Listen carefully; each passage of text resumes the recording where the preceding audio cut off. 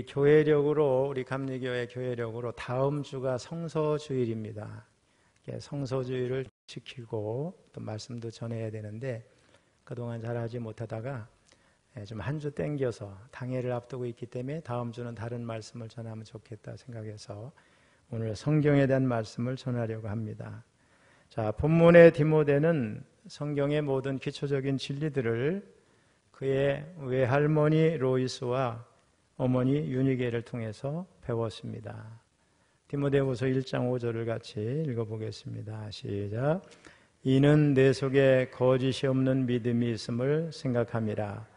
이 믿음은 먼저 내 애조모 로이스와 내 어머니 유니게 속에 있더니 내 속에도 있는 줄을 확신하노라.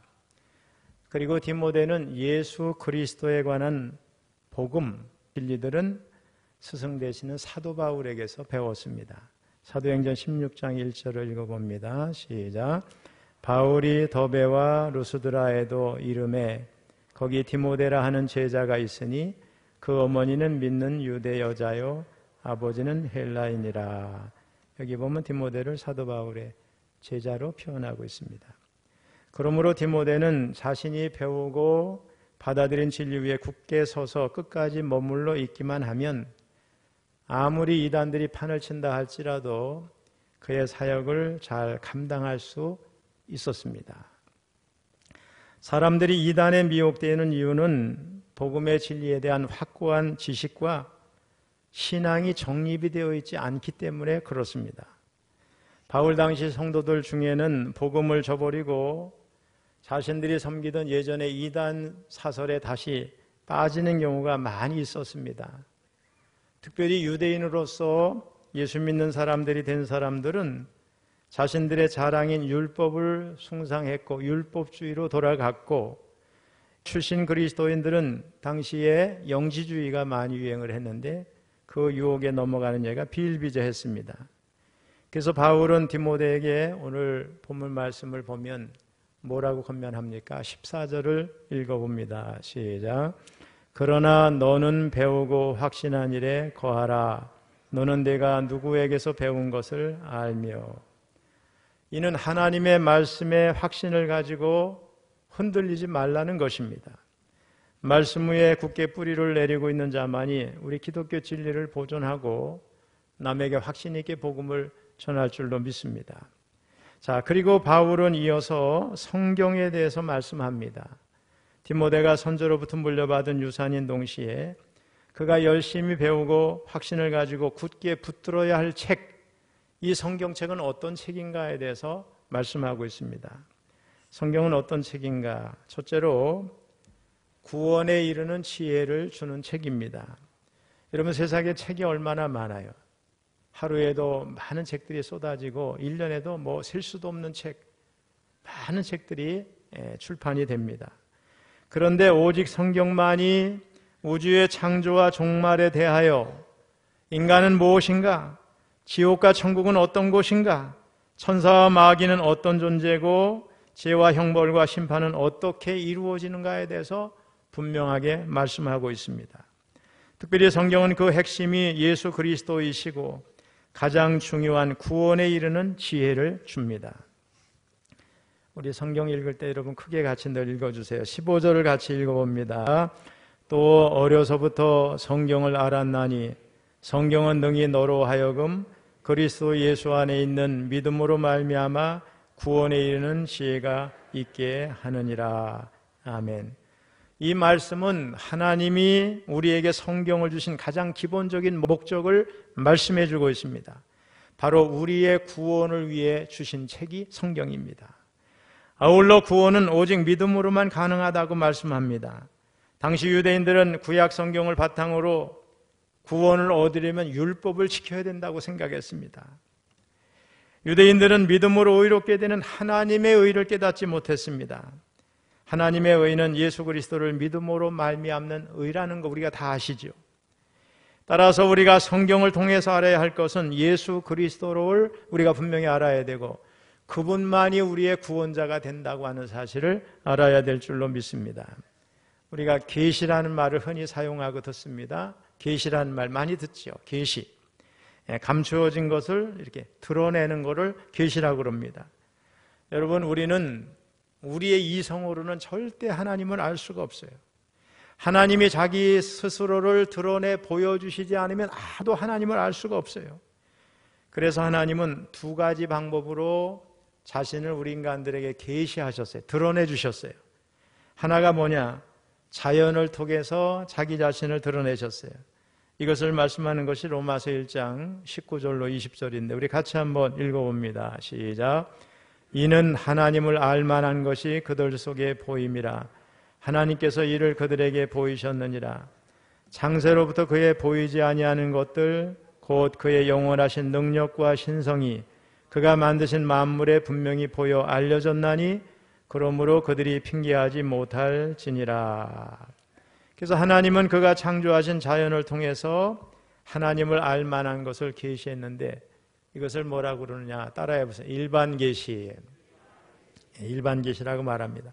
다른 하나는 우리가 자연을 통해서는 하나님을 알 수도 없고 완전히 알 수 없죠. 특별히 우리를 향한 하나님의 구원 계획을 알 수 없기 때문에 하나님이 자신을 좀 더 구체적으로 드러내 주셨어요. 그리고 구원에 이른 지혜를 보여주셨는데 그것이 누구냐? 이 땅에 하나님의 제한된 모습으로 사람의 몸을 입고 이 땅에 오셔서 자기를 보여주셨어요. 누구예요? 예수님이에요. 그래서 예수님은 나를 본 자는 누굴 봤어요? 아버지를 봤다 그래서. 그리고 구원의 계획과 우리 예수님의 하늘나라의 메시지들을 다 담고 있는 성경을 우리에게 주셨는데 이 성경이나 예수 그리스도 이걸 뭐라고 그러냐? 따라해 보세요. 특별 계시. 자, 그런데 계시가 크게 자연 계시와 일반 계시와 특별 계시가 있어요. 그런데 누구든지 자연 계시를 통해서는 하나님을 알 수가 없어. 주님을 알 수가 없어요. 그래서 예수 안 믿는 사람들이나 성경을 알지 못하는 사람이 자연을 보고 뭐가 이 오묘한데 창조자가 있을 것이다 정도까지는 알 수 있지만은 구원자가 누구인지 또 이 땅을 창조하고 우주를 만물을 만드신 분이 하나님이시라는 건 알 수가 없어요. 그래서 순서상으로 볼 때 특별 계시를 경험한 사람이 일반 계시를 통해서 하나님을 더 구체적으로 느껴요. 다시 말하면 성경을 읽고 주님을 만나고 주님을 체험한 우리들, 주님을 믿는 우리들은 자연을 보면서 새소리를 들어도 물소리를 들어도 하나님이 아름답게 이렇게 우주를 만드셨구나. 그래서 순서로 볼 때 특별 계시가 먼저 우리에게 경험돼야지. 이렇게 특별 계시를 통해서 우리가 주님을 아는 사람이 돼야 일반 자연 계시를 통해서도 하나님의 역사를 경험하게 됩니다. 깨달아 알게 됩니다. 그런데 교회 나오지 아니하고 주님도 모르고 성경도 모르는 사람들이 자연을 통해서 구원자를 구체적으로 만날 가능성은 거의 없습니다. 왜? 우리 이성으로는 하나님을 알 수 없기 때문에 그렇습니다. 자, 그런데 이 하나님이 자기를 계시해 주신 분이죠. 예수님은. 하나님이 자기를 노출시켜서 우리 가운데 오게 하신 이 예수님이 뭐라고 그랬느냐? 성경을 나를 증언하는 책이다. 이렇게 말씀하셨어요. 자, 요한복음 5장 39절 읽어봅니다. 시작. 너희가 성경에서 영생을 얻는 줄 생각하고 성경을 연구하거니와 이 성경이 곧 내게 대하여 증언하는 것이니라. 아멘. 저는 그래서 구약의 성막을 오랫동안 가르쳤잖아요. 성막을 보면 출애굽기 25장 이하의 성막이 길게 나오죠. 거기 예수님자 하나도 없어요. 그런데 저는 그걸 보면 다 성막이 예수님처럼 보입니다. 그러니까 성경을 제대로 알면 신구약 전체가 예수님을 초점으로 흘러가고 불완전한 계시가 완전한 계시로 다 드러나게 되는 거예요. 그래서 성경을 제대로 읽거나 연구하는 자는 반드시 구원자 되시는 예수 그리스도를 인격적으로 만나게 돼 있습니다. 자기를 논문을 쓴다든가 자기를 자기 주장한 바를 주장하기 위해서 성경을 헐기읽기 보는 사람이 주님을 만날 가능성이 없어요. 성경을 제대로 알고 제대로 연구하는 사람은 주님을 만나게 되어 있어요. 왜냐? 성경에는 우리는 성경 안에서 구원의 복음의 비밀들을 다 알기 때문에 그렇습니다. 뉴 월리스라는 사람이 있어요. 미국의 언론인이자 저술가였습니다. 그는 자기 친구가 예수 믿는 것에 기분이 상했어요. 그래서 그는 모순을 지적하기 위해서 성경을 읽기 시작했습니다. 그리고 성경이 얼마나 엉터리인지를 천하에 공포하기를 원했습니다. 그런데 성경을 읽으면 읽을수록 예수님이 하나님의 아들이요 구원자임을 알게 됐고 마침내 그는 무릎을 꿇고 이렇게 고백합니다. 당신은 나의 구주, 나의 주님이십니다. 예수님을 영접하게 됐어요. 그리고 예수님에 대해서 글을 썼어요. 책을 냈습니다. 그것이 바로 저 유명한 배너라고 하는 책이고 이게 영화로 만들어졌습니다. 얼마 전에 제가 유대인이죠. 유대인이 주님을 만난 거에 대한 고백하는 영상을 봤습니다. 여러분, 유대인들이 성경 열심히 읽을 것 같지만 오늘 현대 유대인들은 성경, 구약 성경 잘 안 읽어요. 그냥 자기 유대인들처럼 유대인이 그냥 뭐 열심히 하는 대대로 내려온 거 가지고 살죠. 더군다나 유대인이 신약 성경을 읽는다? 거의 없습니다. 그러면서도 복음을 받아들이진 않아요. 그런데 성령의 역사인지 이 사람이 성경을 펴게 됐어요. 신약 성경을 읽는 가운데 우리가 2000년 동안 그렇게 거부했던 이분이 우리의 구원자라는 사실을 알게 되고 무릎을 꿇고 주님을 영접합니다. 그리고 연로하신 자기 부모님에게도 복음을 전해서 죽기 전에 주님을 영접하게 됩니다. 여러분, 성경을 제대로 읽으면 구원자를 만나게 되는 줄로 믿습니다. 하나님의 말씀은 살아있고 활력이 있습니다. 구원에 이르는 지혜를 주는 책입니다. 두 번째로 성경은 하나님의 감동으로 된 책입니다. 우리 16절 전반부만 봅니다. 시작. 모든 성경은 하나님의 감동으로 된 것으로. 그만. 여기서 감동을 받았다, 우리가 가슴 뭉클하면 뭐라고 그래요? 감동받았다 그러죠? 그런 뜻이 아니에요. 영어 성경에는 이 단어를 영감, 인스피레이션 이렇게 번역을 했어요. 감동이란 말보다는 좋은 번역이지만 이것도 성경이 말하는, 여기에서 말하는 감동의 그 원어의 뜻이 아니에요. 영감이란 말을 우리가 쓰는데 어떤 것에 힘이 입혀진 혹은 감화된 것, 이런 뜻입니다. 그런 의미가 아니라는 거예요. 그래서 위대한 시인, 음악이나 예술작품을 말할 때 작가의 영감 뭐 이런 말을 하지만 그런 의미가 아니에요. 바울이 오늘 우리에게 주지시키고자 했던 것은 이보다 더 깊은 진리를 말씀합니다. 즉 성경은 하나님의 숨결로 이루어진 산물이다, 이런 뜻입니다.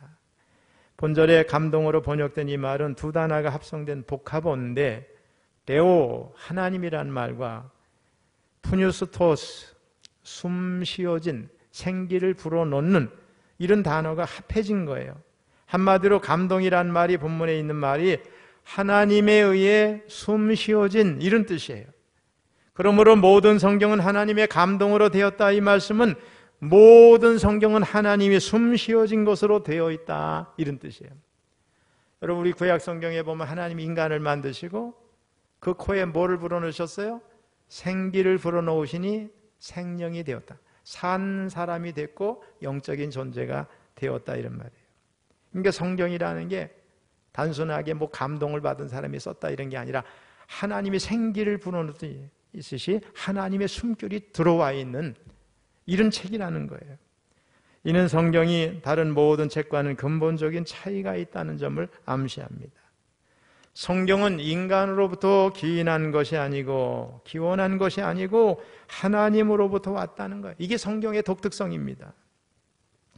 그러므로 오늘 본절은 성경 인간의 어떤 기록이나 인간의 저술이 아니라 하나님에 의해서 나온 책, 성경의 신적 기원에 대한 말씀입니다. 그래서 성 어거스틴은 이런 말을 했어요. 성경은 하나님으로부터 온 긴 편지다. 여기에 성경의 절대적인 권위가 있고 무엇을 믿을 수 있는 확신이 거기에 있는 줄로 믿습니다. 세 번째로 성경은 교훈과 책망과 바르게 함과 의로 교육하기에 유익한 책입니다. 우리 16절 후반부를 이번에 읽어봅니다. 시작. 교훈과 책망과 바르게 함과 의로 교육하기에 유익하니. 여기서 교훈은 우리 그리스도인들에게 복음의 진리를 전해주고 그리스도인의 삶에 대해서 가르치는 것을 의미합니다. 또 책망은 잘못된 교리나 불법에 빠지지 않도록 성경에 경고하는 역할을 의미합니다. 또 바르게 함은 본래 추를 바로 세우다 이런 뜻인데 잘못된 것을 바로 잡거나 정위치로 복원시키는 것을 의미합니다. 또 여기서 마지막으로 의는 하나님을 믿는 인간을 의롭게 여기시는 하나님의 의, 법적인 의를 의미합니다. 자, 구원받은 성도들은 구원의 자리에만 머물러 있지 않고 성장을 하게 됩니다.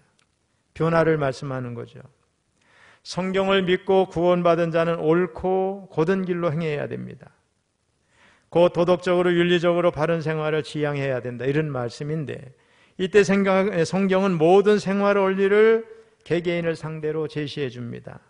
특별히 의로 교육하기에 유익하다 그랬는데, 여기서 의는 하나님이 요구하시는 삶의 표준이 되시는 예수님을 말해요. 그러니까 성경은 그리스도인 개개인이 예수님께 삶을 맞추어 드리도록 교육하기에 유익한 책이다, 이런 말씀이에요. 오늘날 교육에 관한 책이 얼마나 많아요. 그런데 여러분, 어떤 책은 인간을 완전히 망치는 책이 있습니다. 이유는 타락한 인간의 가치관으로 쓰인 책들이기 때문에 그렇습니다. 하지만 성경은 교훈과 책망과 바르게 함과 의로 교육하기에 유익한 책입니다. 거짓된 사람을 정직하게, 교만한 사람을 겸손하게, 미워하는 사람을 사랑하는 사람으로, 악인을 선한 사람으로, 정죄하는 사람을 용서하는 사람으로 교육하기에 유익합니다. 불화하고 다투는 사람을 화목하게, 낙심하고 좌절하는 사람이 소망과 용기를 갖게 하고, 죄악과 쾌락만을 쫓는 사람에게 인생의 참 행복이 무엇인지 교육하기에 유익한 책이 성경이라는 거예요. 네 번째로, 성경은 하나님의 사람을 온전케 하는 책입니다. 우리 17절 전반부 읽어봅니다. 시작. 이는 하나님의 사람으로 온전하게 하며. 여기서 하나님의 사람은 예수 믿는 사람 전체를 의미하죠. 그리고 온전하게 한다, 헬라어로 아르티오스, 이거 완전히 적합하게 한다는 거예요. 다시 말하면 모든 그리스도인들은 성경을 통해서 그가 행하는 사역에 완전히 적합한 사람으로 변화된다, 이렇게 한다, 이런 뜻입니다. 여러분, 예수님을 처음 믿게 됐을 때는 믿기 전에 옛날 습관이 있어요. 예수 믿기 전에 가치관, 세계관, 인생관, 사생관이 다 있거든요. 이거에서 벗어나는 일이 쉽지 않은데, 예배를 드리고 말씀을 듣고 혹은 성경을 연구하고 이렇게 가까이 하다 보면 습관도 바뀌어지고 생각도 바뀌고 세계관도 바뀌고, 다 그래서 하나님이 원하시는 사람으로 점점점 변하게 되는 줄로 믿습니다. 그래서 어느 시점에는 믿기 전에 옛 습관, 생각들이 다 사라지고 하나님의 사람으로 온전히 변화되게 됩니다. 이와 같이 하나님의 말씀인 성경은 하나님의 사람들을 변해서 온전하게 만들어 준다는 것입니다. 마지막으로 성경은 성도로 하여금 모든 선한 일을 행할 능력을 갖추게 하는 책입니다. 우리 17절 후반부를 읽어봅니다. 시작. 모든 선한 일을 행할 능력을 갖추게 하려 함이라. 예수 믿는 사람들이 성경을 통해서 모든 선한 일을 행하기에 충분히 준비된 사람으로 변하게 된다, 이런 겁니다. 여러분, 성경을 읽으면서 성경이 우리에게 주는 가장 좋은 점이 뭐냐? 어떤 것이 선한 것인가에 대한 기준이 명확해진다는 거예요. 예수 믿기 전에는 하나님 없는 세상의 가치관, 그죠? 세상에 어떤 뭐랄까요? 그런 가치를 따라 선한 것이 뭐라 이렇게 생각을 했습니다. 근데 예수 믿고 나서 보니까 그게 이제까지 선으로 여겼던 것이 선한 게 아니에요. 어떤 것은 심지어 악한 것이라는 것을 비로소 알게 됩니다. 성경을 읽고 공부하고 묵상할 때 성령께서 끊임없이 깨우쳐 주십니다. 우리는 성경 밖에서 진정하고 참된 선이 무엇인지 알지 못하고 또 진정한 선을 어떻게 행해야 될지 모릅니다.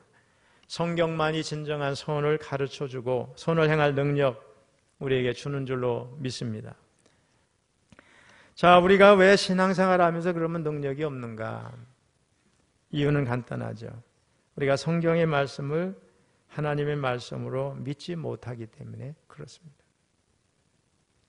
우리 지난 주간에 우리 이제 동기 목사님 부부가 왔었다고 제가 새벽기도 잠깐 얘기를 했는데, 캐나다에서 하기도 하고 한국의 고려대학교에서 교육학 박사학위를 받아가지고 목사님이지만 여기저기 대학에 강의를 다니는 교수처럼 이렇게 행동을 했어요. 개척을 해야 된다고 생각했어요. 그래서 개척교회를 이제 시작을 했는데 자신이 없고 두려운 거예요.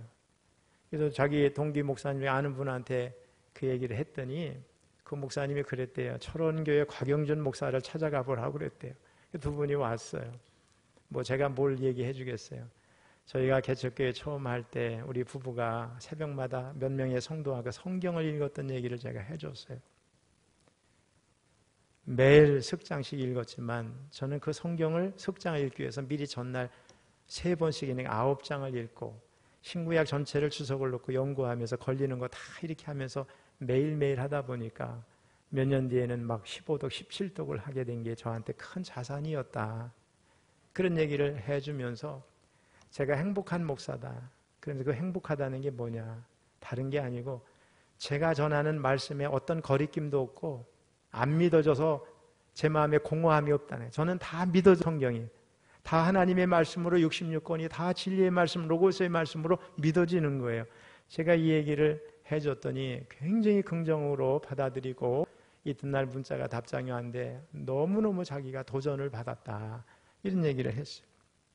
여러분, 저는 성경은 하나님의 호흡, 하나님의 생기, 하나님의 영, 하나님의 역사가 그 속에 스며들어 있기 때문에 그 말씀이 가는 곳마다 사람이 변하고 종족이 변하고 가정이 변하고 민족이 변한 놀라운 역사가 나타난다고 믿습니다.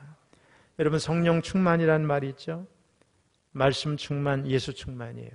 전도자 무디는 말씀 충만은 곧 성령 충만이고 성령 충만은 예수 충만이다 그랬어요.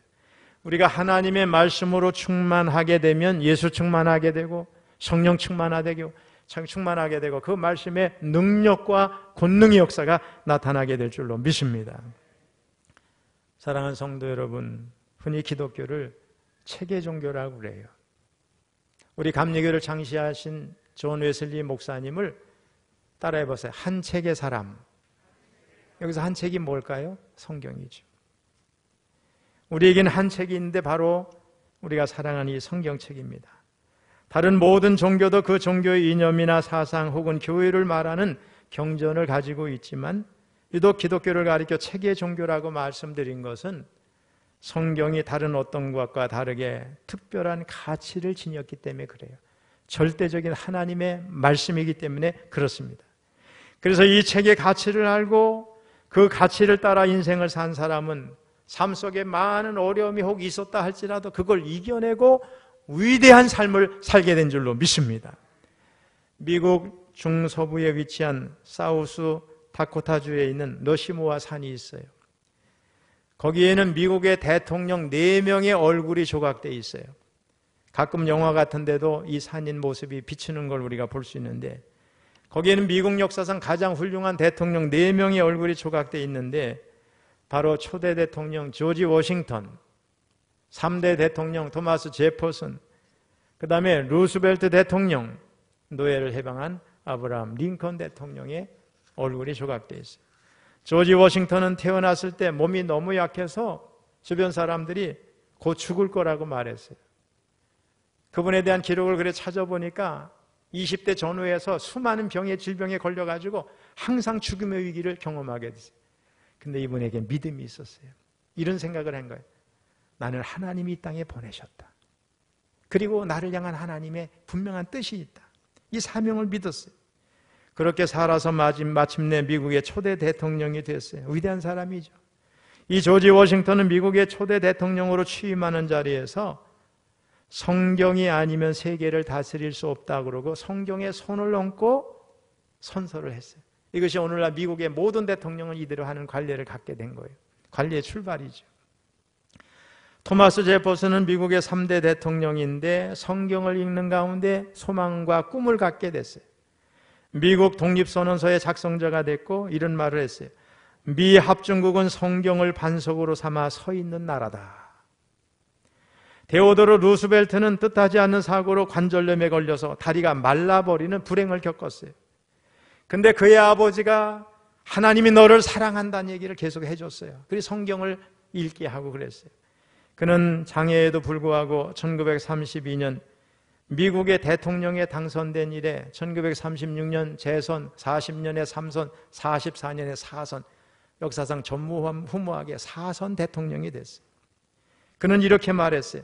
어떤 방면에서 활동하는 사람이든 물어나고 그가 자기의 생을 참되게 살기를 원한다면 나는 그에게 성경을 권하겠다. 아브라함 링컨은 너무나 유명해서 소개할 필요도 없지요. 미국의 16대 대통령이고 노예를 해방한 대통령이고 용서와 화해의 대통령입니다. 무엇보다 꿈을 향해 달리되 믿음을 포기하지 않고 달려가서 승리한 사람입니다. 이 링컨은 얼마나 가난했는지 몰라요. 정규 교육을 받을 수가 없었어요. 근데 언제나 성경을 자기 곁에 두고 부지런히 읽었어요. 그 말씀대로 살려고 힘을 썼어요. 대통령에 당선된 후에도 그의 집무실 책상 위에 늘 성경을 두고 읽었어요. 그는 이렇게 말했어요. 성경은 하나님께서 주신 가장 좋은 선물이다. 그런데 언제부턴가 청교도 전통 위에 세워진 신앙의 나라 미국이 종교의 자유를 내세워서 학교에서 성경을 가르치고 예배하는 것을 못하게 하고 기도하는 것을 못하게 했어요. 이것이 바로 미국 교육에 있어서 비극의 시작이었어요. 수많은 학생들이 영적으로 정신적으로 공황 상태에 빠져서 삶의 목표를 잃어버리고 방황하게 됐습니다. 이 일을 결정했던 당시 대통령 가문은 미국의 정치 명문 가정에서 몰락한 가문이 됐어요. 대부분 암살당하고 요절당했어요. 누군지 여러분도 알 수 있을 거예요. 그리고 이때부터 미국은 술과 담배와 마약과 섹스와 폭력과 왕따와 총기 난사가 판을 치는 세상이 됐습니다. 여러분, 우리나라도 지금 기독교 학교에서 성경을 자유롭게 가르치지 못합니다. 예배하고 기도하는 일도 자유롭게 하지 못합니다. 학교 교육이 비극에 들어섰어요. 이름은 근사하죠. 학생 인권 조례 이런 표현 쓰잖아요. 이게 문제예요. 여러분, 기독교 학교는 처음부터 성경을 가르치기 위해서 세워진 학교인 줄로 믿습니다. 근데 믿음이 없는 사람들이 이런 정책을 좌우하고 교육을 좌우하다 보니까 설립 이념에 맞지 않도록 자꾸 강요하는 겁니다. 여러분, 간사한 입으로 기독교를 공격하던 무신론자 볼테르는 과학의 발달로 성경은 거짓으로 판명나고 이 땅의 모든 교회는 박물관으로 전락하게 될 것이다 큰 소리쳤어요. 그런데 그가 죽은 지 20년도 지나지 않아서 그가 살던 집은 제네바 성경협회로 바뀌어져 집 바닥에서부터 천장까지 성경이 엄청나게 쌓이는 그런 집이 되고 말았습니다. 여러분, 오늘날 성경은 전 세계에서 수도 없이 출판된 수많은 성경 가운데 베스트셀러, 이것은 지금까지 한 번도 놓친 일이 없어요. 여러분, 그 누구도 이 땅에서 성경의 생명력을 없앨 수는 없습니다. 성경이 전해진 곳엔 생명과 부흥의 역사가 일어납니다. 성경이 사라지는 곳엔 죽음이 옵니다. 비극이 판을 치게 됩니다. 누군가 성경의 말씀 단 한 절만이라도 제대로 자신의 말씀으로 받아들이면 인생의 진정한 혁명의 변화가 일어나게 되는 줄로 믿습니다. 방탕한 삶을 살던 어거스틴은 로마서 13장 12절을 읽고 성자가로 변화됐습니다. 마틴 루터는 로마서 1장 17절 단 한 절의 확신을 갖고 타락한 로마 캐톨릭 교회를 대항하여 종교 개혁을 일으켰습니다. 조나단 에드워드는 디모데전서 1장 17절 한 구절을 통해서 하나님을 만나고 그의 인생과 가문이 복을 받는 엄청난 사람이 됐습니다. 성경은 역사적으로 수많은 사람이 목숨을 걸고 수호했던 책입니다. 수많은 사람의 비판과 공격을 받았던 책입니다. 그러나 이 책을 하나님의 말씀으로 믿고 이 진리 위의 삶을 쌓았던 사람들을 완전히 변화시켰던 책이 성경인 줄로 믿습니다. 여러분, 불가능한 상황 가운데 참된 위로와 소망과 기쁨을 주는 책, 진리를 보게 하고 거짓의 얽매인 자들에게 참 자유를 허락하는 책, 인생의 참된 의미와 영원한 세상의 진리를 가르쳐주는 진리의 책, 죄의 싹신 사망의 저주에서 그 어떤 노력으로도 벗어날 수 없는 인간의 운명의 빛과 길과 진리와 생명을 주는 책. 사람들은 진리를 인정하든 인정하지 않든 나름대로 어떤 기준을 따라 삶을 살아갑니다. 때로는 권위 있고 영향력 있는 목소리에 귀를 기울이고, 때로는 대중의 여론에 따라 움직이고, 대부분 자신이 스스로 기준이 되어 무엇을 들을지 무엇을 거부할지 결정하며 살아가고 있습니다. 그러면 오늘 이 자리에 계신 여러분은 지금 누구의 목소리에 귀를 기울이고 있습니까? 누구의 권위에 힘입어 살아가고 있습니까? 진리가 없다고 말하는 세상, 항상 변하는 가치 기준을 제시하는 사람들, 세월을 따라, 문화를 따라, 심지어 기분에 따라 점과 거짓이 수시로 바뀌는 이 혼란스러운 세상에서 여러분은 어디에 기준을 두고 하나뿐인 귀한 삶을 살아갈 것입니까? 여러분, 저는 진실하심이 영원하며 거짓이 조금도 없으신 하나님의 기준, 이 하나님의 말씀에 여러분의 기준을 점검해 보시고 참 진리 위에 여러분의 생각과 삶을 세워나시기를 바랍니다. 울산에서 목회하던 저희 10년 선배 목사님이 있어요. 친하게 지냈습니다. 이제 은퇴하시고 미국에 들어가셨는데 언젠가 밥을 사주겠다고 해서 갔더니 서재에서 책들이 다 사라졌어요. 몇 권만 남아있고 성경책만 있어요. 아니요, 도대체 어떻게 된 겁니까? 그랬더니 이제 목회 말년쯤 되니까 이 쓸데없는 책이 다 필요 없다는 거예요. 성경 하나면 족하다는 사실을 깨달았다는 거예요. 제가 그때는 조금 그래도 이런 생각을 가졌는데 지금은 이해가 됩니다. 저도 성경 외에 다른 건 다 필요 없다는 생각을 갖고 있습니다. 여러분, 성경은 생명을 다루는 책인 줄로 믿습니다. 죄인이 영생을 얻을 수 있는 길을 보여주는 책입니다. 인생의 방향을 가르쳐주는 책입니다. 세상을 보는 윈도우, 창입니다. 거울입니다, 여러분. 그러므로 우리 철원교회 성도 여러분, 이 세상에 다른 쓸데없는 책은 가능하면 버리고 멀리하고 성경만 읽으시고 성경만 사랑하시고 성경을 여러분의 삶에 적용해서 인생을 사시다가 여러분의 가문을 빛내시고 훌륭한 삶을 살고 주님 나라 다 가실 수 있기를 주님의 이름으로 축원합니다. 축원합니다.